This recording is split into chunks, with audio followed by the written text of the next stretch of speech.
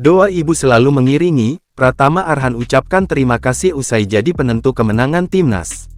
Respon Arhan Pratama usai jadi penentu kemenangan timnas Indonesia masuk ke babak semifinal Piala Asia U23 setelah mengalahkan Korea Selatan. Laga Korea Selatan vs Indonesia di Stadion Abdullah bin Khalifa, Doha, Qatar, pada Jumat dini hari, tanggal 26 April tahun 2024. Seperti diketahui, Pratama Arhan menjadi sosok kunci kemenangan Garuda Muda. Sebagai eksekutor terakhir, sepakannya berhasil merobek gawang baik Jong Beom. Kesuksesan Pratama Arhan sepertinya tak luput dari terkabulnya doa sang ibunda, Surati.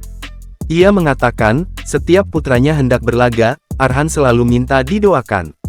Setiap hari VC video call ibu dan tiap main selalu minta doa restu ke ibu, abis main pun selalu telepon ibu, ujarnya di Kabupaten Blora, Jawa Tengah, Rabu tanggal 24 April tahun 2024 dikutip dari Kompas.com. Selain memohon kelancaran saat bertanding, Arhan juga minta didoakan agar selalu diberi kesehatan, kekuatan, dan kemenangan. Surati menceritakan, tiap kali Arhan dan kawan-kawan meraih kemenangan, pesepak bola berusia 22 tahun itu akan mengabarkannya ke sang ibu. Keberhasilan Pratama Arhan dan timnas Indonesia dalam Piala Asia U23 2024 ini membuat Surati bangga. Dia berharap agar Arhan menjadi lebih baik dan tetap berusaha serta bekerja keras.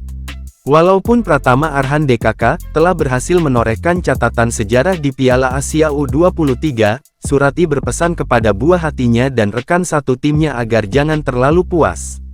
Jangan puas dulu, harus masih berlanjut, pertandingan masih harus berjalan.